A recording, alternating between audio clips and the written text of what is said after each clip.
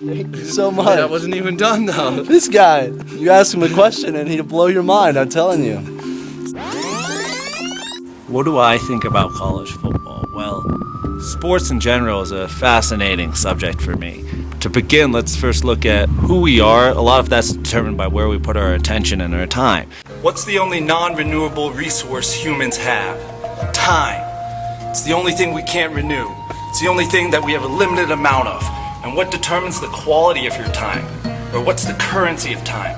It's your attention. And if your attention is in the now, you're making the most of it. If you're thinking about having your attention in the now, you're not in the now.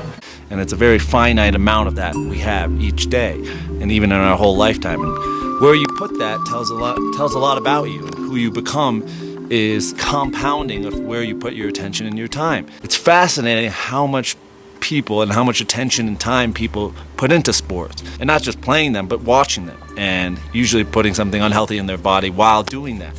And it's just a very fascinating topic to me, and I'll go to bars on a Saturday and just watch people doing that and just look at them. Very interesting.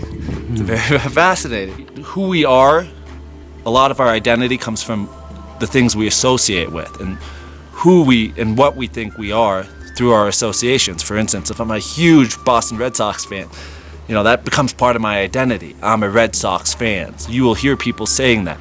I'm a Red Sox fan. And that becomes who they are. And it was fascinating. Robert Cialdini's book, Influence, he talks about the power of association. And he remarks that people who are more insecure tend to be more fanatic sportsmen or have stronger association with sport teams. And a lot of that comes from that they get their identity from the sports team, and that affects how they feel, their mood. And so it's just fascinating to observe this phenomenon from a kind of an objective viewpoint and just say, oh, this is what's going on, and these people are kind of just sitting there watching this, and how it becomes such a big part of their life. And especially in American culture, and I'm not too sure about European and other societies, but we tend to be very passive in areas that we could have some say, like politics or community, and more active in other areas like consuming and watching mass media sports and other avenues where it's kind of force-fed to you, and you're just kind of sucking on the nipple of society and taking in whatever comes in that way through a very passive way. And there's also, I could go on and on about different things, but when you're watching TV, you're in a very passive state, and your brain waves actually change. You enter a different state. So I'm not against sports. I watch sports from time to time. I enjoy it. I get some entertainment value out of it. And I also think it's great for like social things. I'll come over and watch the game, and there's a lot of bonding that happens over sports. However, could there be other avenues where you can get the same amount of bonding or even more impactful, meaningful bonding in a different way, in a more useful way, in a more healthy way, in a more productive way, in a more impactful way on civilization, on making this world a better world? Because we all can imagine a better world, whatever that means to you. And there's steps we can take to see that come into being, seeing that vision of the better world come into being. And I don't think spending all day watching college football is the most useful way to bring that into being. And I'm not saying that's wrong or anything. I mean, go ahead every now and then, spend a whole day watching college football, having fun, hanging out with your friends. But if it becomes a habit or something you rely on all the time, it ends up becoming a very counterproductive crutch. The athletes, they get a lot of value from you watching sports. They get a lot of money, they get a lot of endorsements, but what do you get? What value are you getting from watching that? A little entertainment, I get it, but after an hour, the diminishing value of that entertainment drops significantly. So ask yourself, what value am I getting from watching this? Is there a stereotype for the people who watch sports and the people who don't watch sports? Yeah, I think in mainstream and in different circles, there are definitely stereotypes for the people who are the fanatic sports fans, the diehards, and the anti-sport people.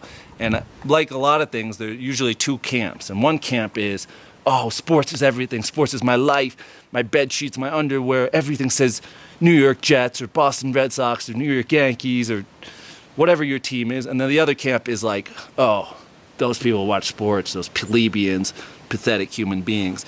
And I don't think, being in either camp is is the way to go. And I think if you can kind of step back and look at both camps and maybe take the intermediary or the moderate route in the middle. But to know that moderation, you have to live in the extreme. A lot of times they don't know what the middle is because they've never tested the extremes, you know. Test the extremes but live in the middle. And usually for most areas of life those are very wise words to follow. To go out, test the different extremes, test out different diets, test out different lifestyles, but don't take it too far. Feel it out, and then, you'll find the middle. You'll find the moderation for you, and everyone's different. Or don't become an inspiration junkie either. Yeah. So we got a lot of those people out there too. Best thing to do is go play the sport. Watch the sport a little, then go play it, and interact with people, and live in your body. And Alan Watts, he's a philosopher and writer. He talks a lot about sports and how it's used to control the masses. And these arenas give us this tribal feeling that we used to have. We evolved in tribes, and we had this very tribal association, and that fulfills that aspect in us nowadays. Modern sports, it fulfills that tribal part of us, and that part that wants to fight, wants to partake, wants to compete. And so we're getting a lot of this stuff indirectly now, and it's kind of like the magic pill. Instead of going out, playing the sports, interacting with people, being competitive, having some drive, having some fun, we just kind of sit back and pop the pill or turn on the TV. What are your thoughts on people praising college football teams? My thoughts on people praising college football teams are they are lacking a relationship with God or lacking a spiritual grounding, because I think it's an innate human response or an innate human action to praise something greater than we are. And for people that are maybe lacking a relationship with God or lacking that spiritual grounding, I think they replace it with college football. So they wake up, instead of waking up on Sunday to go to church, or instead of waking up on Saturday to go to Sabbath, or what is Muslims, and I don't know what days people go to mosque or temple, but instead of doing that, they wake up Saturday, drink 50 beers, and then they start thinking that college football is God. And before you write off sports people or stuff like that, because I went through a time in my life where I looked down upon people who watch sports, and it dawned on me that, whoa, that's just the other side of the camp. And instead of doing that, maybe, watch sports every now and then if you're totally anti-sports. See what it's like. It's entertaining. And there's stuff I watch. I watch the Olympics. I watch the World Cup. Sometimes I watch NBA playoffs. So I do get some entertainment value out of it. However, like most things in life, there's a very quick diminishing returns. And I think when we start to be aware of that and see, how much value am I getting from this? You'll start to quickly realize that it's very one-sided. And usually you're giving away much more value than you're actually getting back. So I think passion's a great thing. I think it's a powerful thing if it's channeled right, just like technology. Technology itself is neutral, but people say, technology is ruining everyone, making people lonely, pushing us further apart. Well, technology is actually neutral. It's what you do with it. And the same thing with passion. I see these people are so passionate about sports, and I have this inkling inside of me that, wow, if we can just redirect that passion towards something that contributes to the quality of people's lives or the quality of civilization or anything else, it would be more useful for everyone in the group, and not just for those players making millions of dollars or the owners of those teams or all the other type of marketing and money that's pushed into these mainstream sports. If you've ever been to a football game or a college football game, you see that they are actually praising and worshiping these teams. It can affect their whole lives. If their team makes an error or if they lose a game, then that affects how they are. And that's kind of interesting. If this is pissing you off, come on and let's play some sports together. And you can take it out on me on the sports field, Just click here, we'll arrange somewhere to meet, and we can see.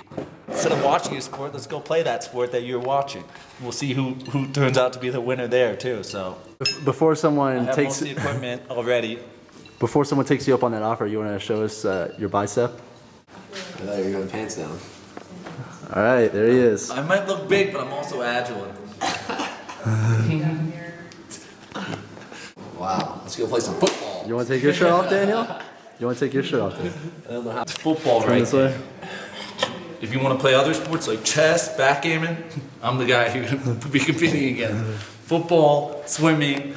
So these are bodies of people who actively participate in sports, not just get emotionally involved behind television screens or computer screens or whatever you have it. So put down the beer, pick up the stick, and I'll throw you a rock. When I see this, something strikes a chord in me, and it just it's like a little upsetting to see. How about you guys? I mean, are we alone on this topic, or do you feel the same way we do?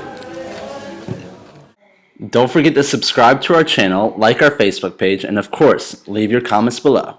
Cheerio.